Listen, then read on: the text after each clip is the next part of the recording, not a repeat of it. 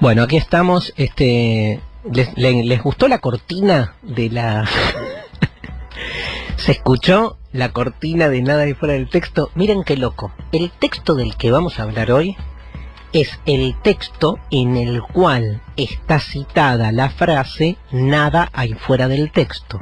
¿Qué hace la consola? O sea, un aparato tecno artificial que entiende, porque las máquinas piensan, entiende que hay una sinonimia, una homología. María me está mirando con cara de ¿qué fumaste?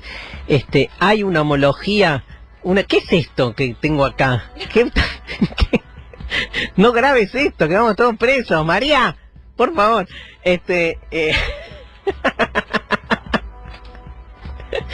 Me fui. Vamos de nuevo.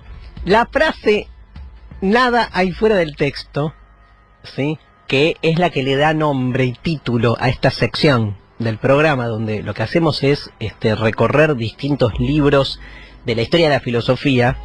Es una frase que está escrita en un libro de Derrida llamado De la gramatología. De ese libro de Derrida vamos a hablar hoy.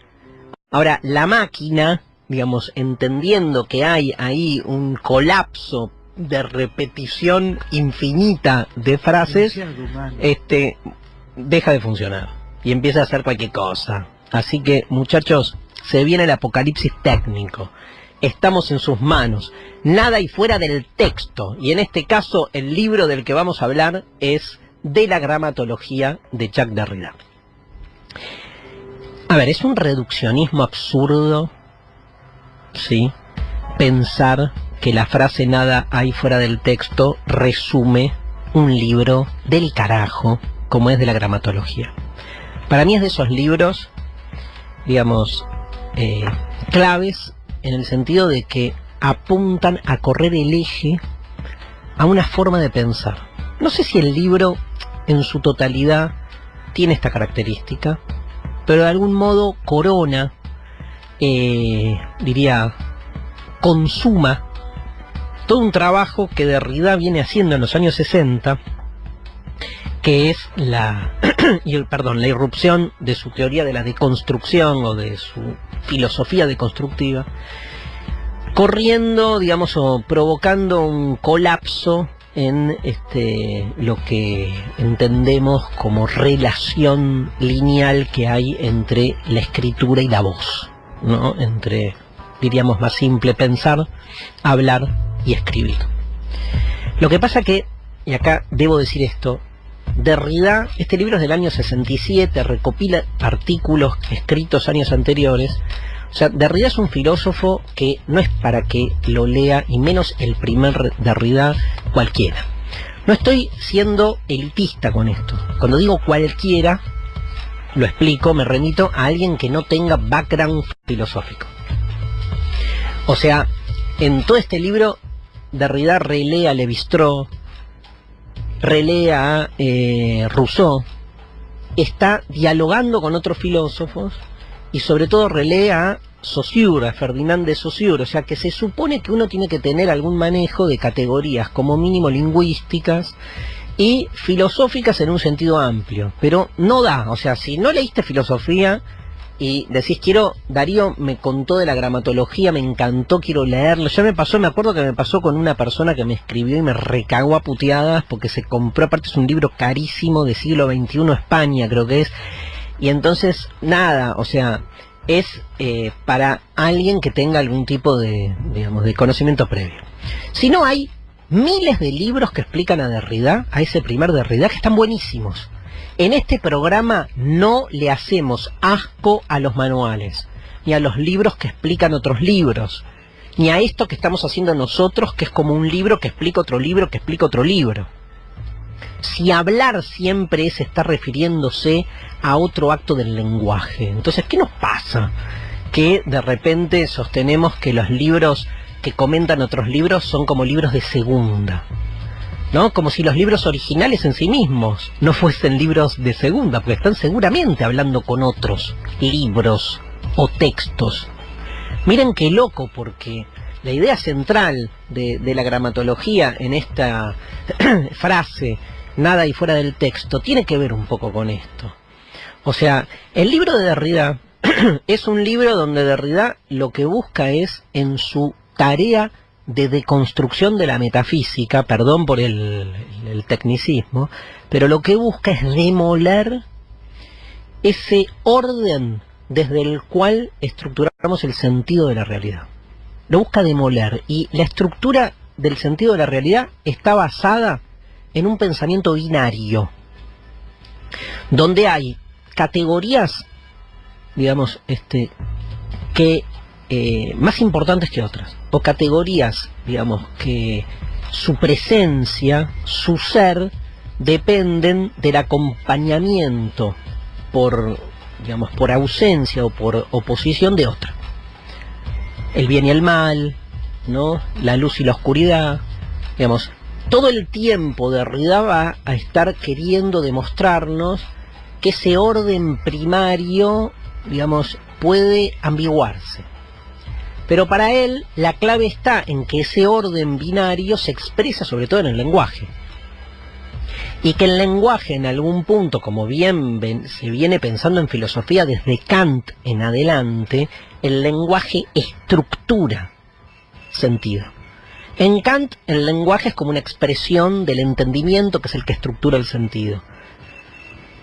200 años después, ese lenguaje se libera de su relación con el pensamiento, que es un poco lo que propone Derrida, y muestra que el modo en que hablamos es el modo en que después ordenamos las cosas. Ahora, hablar no es simplemente un acto vocal que se origina en la mente.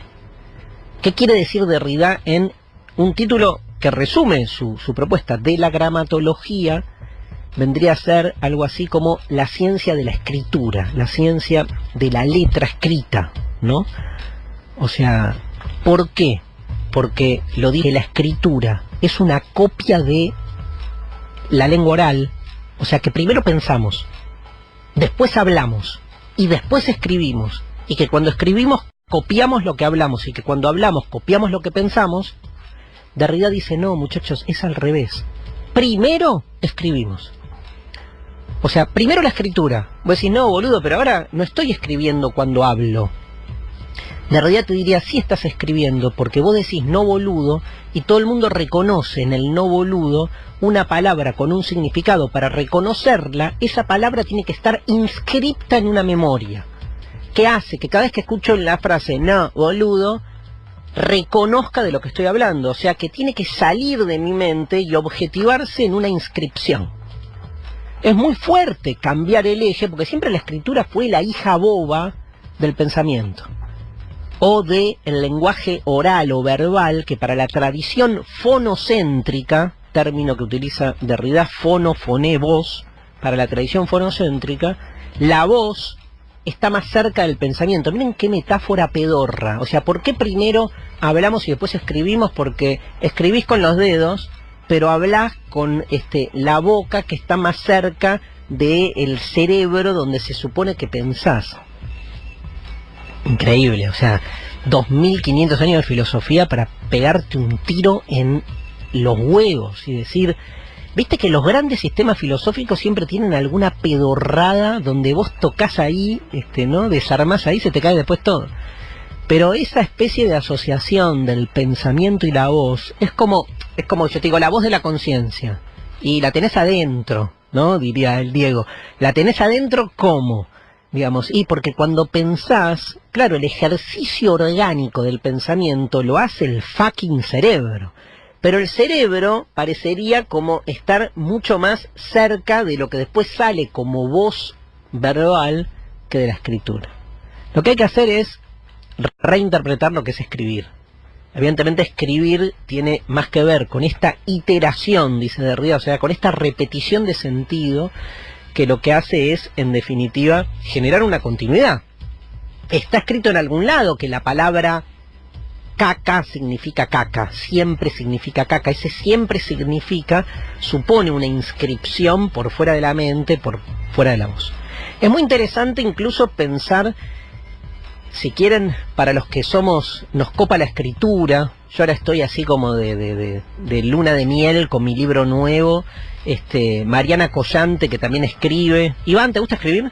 Iván, que también escribe. Lali, más o menos, no, Lali no, digamos, pero ponele que sí.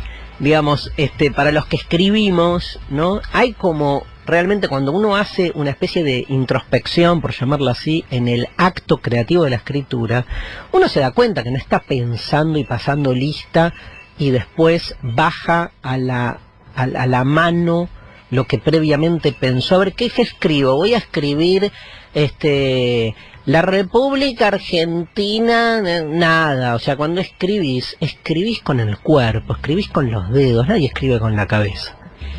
Y cuando escribís con la cabeza, escribís como el orto, porque después cuando lo querés pasar, no pasa nada. Evidentemente ahí hay un movimiento corpóreo desde el cual construimos sentido que después traducimos a un sentido racional, pero por algo sale. Vieron que el habla es una cosa tan rara. Yo estoy hablando al pedo hace 54 minutos y en ningún momento me detuve a pensar qué mierda estoy diciendo. O sea, escupo. Hablar es escupir. Escribir es eyacular. Femenina y masculina, porque hay eyaculación femenina, ¿no? Acá me miran con... patriarcal. Pará, digamos. Aparte hay toda una cuestión fálica de la voz y el fonocentrismo y la posesión de la voz. La voz está siempre ligada a la posesión de un poder. Eso también es Derrida. Derrida es todo. A Derrida lo amamos.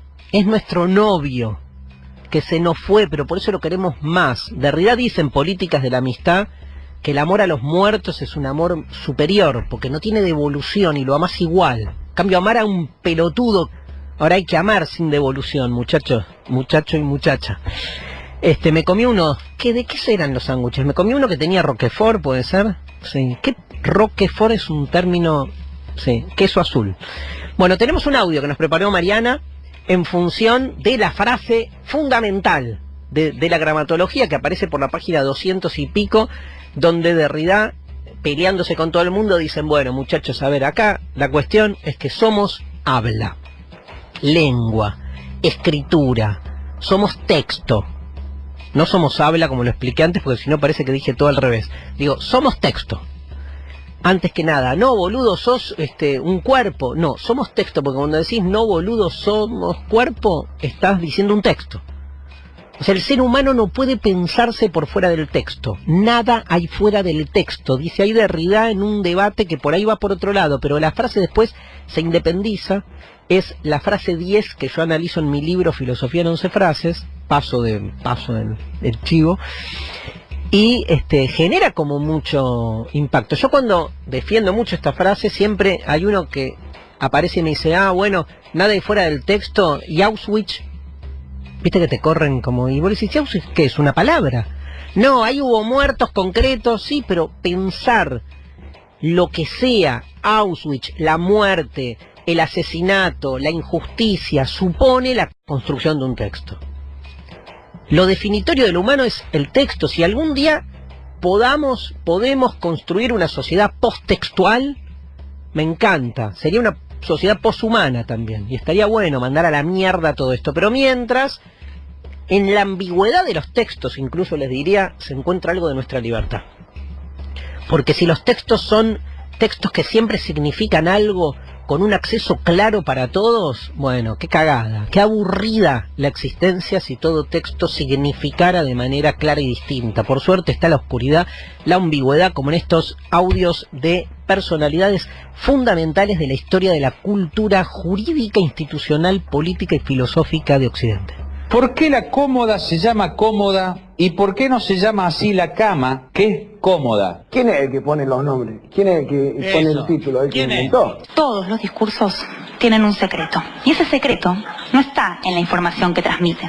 Está en cómo dicen lo que dicen. Yo sé perfectamente quiénes son mis enemigos. Y sé que esta palabra es una palabra proscrita en el lenguaje políticamente correcto. ¿Cómo que amigos y enemigos? Pues claro que sí, porque la señora a la que desahucian no tiene los mismos intereses que el banco que la desahucia. Claro que son enemigos. Y decir esto no es llamar a la agresividad, ni que a la gente tome las calles. Esto es llamar a las cosas por su nombre. Nicole Neumann le puso Muki a Pampita, me lo dijeron, en favor de Pampita, porque le tenía... Nicole Neumann. Sí, porque Pampita era igual a la Sí, lo empleada negó. doméstica de Nicole Neumann. Y ella llegaba a los desfiles, le contaba a las chicas, se reían de Pampita, que se parecía a su empleada doméstica. Acá la señora Neki Galotti sabe algo parecido. Y no te Alguna vez he escuchado ese rumor también. Imaginemos un mundo en el que todos tengamos el poder de entender y de construir discursos para cambiar la realidad. Ese crecimiento invisible sucedió.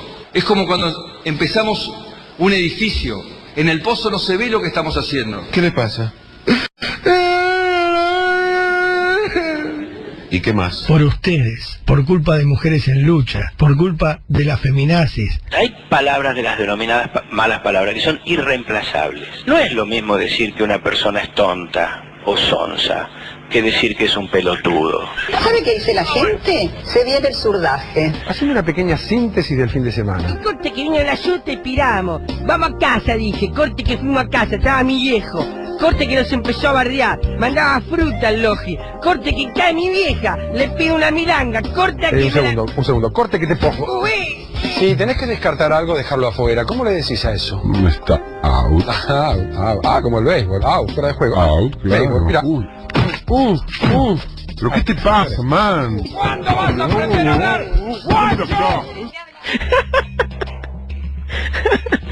Quiero que sea de verdad.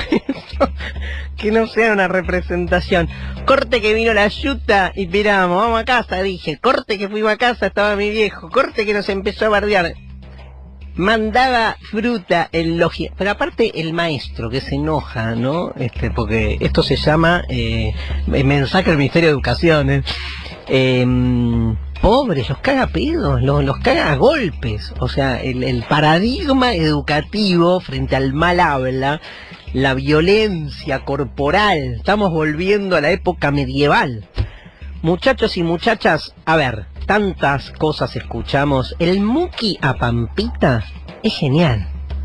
O sea, Muki, porque aparte, digamos, ya es suponer que hay un gueto, por no decir un country, donde corre el código de Muki por mucama y, digamos, obviamente con una connotación absolutamente despectiva, ¿no? Y como que lo despectivo acá es tomar a una de las tuyas y excluirla con el peor apelativo.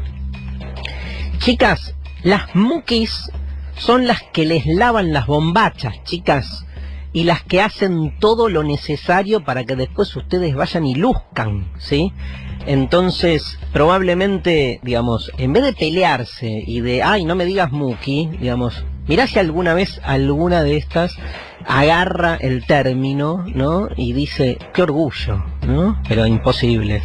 Estamos hasta las pelotas. Babi Echecopar, hablando de feminazis, bueno, lanza un poco una de las palabras que más polémicas de los últimos tiempos, que tiene que ver con la asociación entre la lucha feminista con su supuesta violencia y no discriminación, sino arbitrariedad, a tal punto que parecería que sus proclamas son pero tan frontales que son asociadas al nazismo. ¡Qué locura! O sea, ¿por qué asociar al nazismo? ¿No? ¿Dónde, en qué lugar se junta lo feminista y lo nazi? En postular, digamos, si el nazismo tiene que ver con el exterminio, en este caso sería como una especie de exterminio del varón. No sé qué están pensando. Ahora, es no escuchar a nadie. O sea, yo no escuché una proclama feminista cuya postulación sea primero el exterminio y segundo el exterminio del varón. Evidentemente, y acá está el poder de las palabras, ¿no? Vos escuchás feminazi, te podés cagar de risa, o escuchás feminazi tantas veces, hace 2 años, 3 años, que ya la palabra se instala y empieza como a crear sentido. Ese es el poder que tienen las palabras. Cuando decimos que nada hay fuera del texto, es obvio que afuera del texto hay realidad. Pero también es obvio que el acceso a la realidad está absolutamente direccionado por el lenguaje. Y el lenguaje no es objetivo, ni es neutro. Las palabras tienen una significancia que no es solo informativa. sino que también construye subjetividad, construye axiología, valores. Muki construye axiología. Lo mismo, digamos, con lo que dice Fontana Rosa, ¿no? Lo mismo con la famosa cuestión de las malas palabras. Cuando él, medio irónicamente, y qué pena que se nos fue Fontana Rosa, hace tanto ya, pero cuando Fontana Rosa decía, no es lo mismo decir tonto o sonso que decir sos un pelotudo, obviamente en ese sos un pelotudo se juega algo de la intención del lenguaje, que es mucho más importante a veces que aquello de lo que se dice, de lo que se habla, es la intención del lenguaje. En ese sos un pelotudo hay un gesto, incluso la P, la T, ayuda, porque vos decís, sos un sonso, no, ahora sos un pelotudo, hasta las 3 sílabas ayudan a que la palabra golpee más. Ahora fíjate que tiene que ver con el gesto de la lengua, que busca el golpe y la denostación o el insulto, o nada, o la pelea, que aquello lo que se dice, puede ser pelotudo. Digo, a mí que me molesta. Vos me decís, sos un pelotudo, y si yo digo, a ver, definamos pelotudo, que dice el diccionario, y no me voy a sentir molesto. Me siento molesto porque el modo en que me lo decís es obvio que me estás insultando. Más me podés decir, sos un pelotudo sin usar la palabra pelotudo, sino, digamos, otra, tipo, sos un sillón. Y es sillón, pero ves que en el gesto, igual la palabra tiene que ameritar, sillón es medio pelotuda la palabra, ¿no? No fue un buen ejemplo. Así que, bueno, gracias Mariana, muy bueno. Capusotto, un genio. El surdaje, Mirta. Ay, Mirta, la mirtización del espacio público. Estoy podrido, ¿no? Es como que llega un momento, pero ya ni siquiera se trata de lo que se discute en la mesa de Mirta, se trata de que la mesa de Mirta de repente está presente en las mesas de las casas, ¿no? Y que uno de algún modo compra ese tipo de dispositivo como forma de comunicación familiar o social.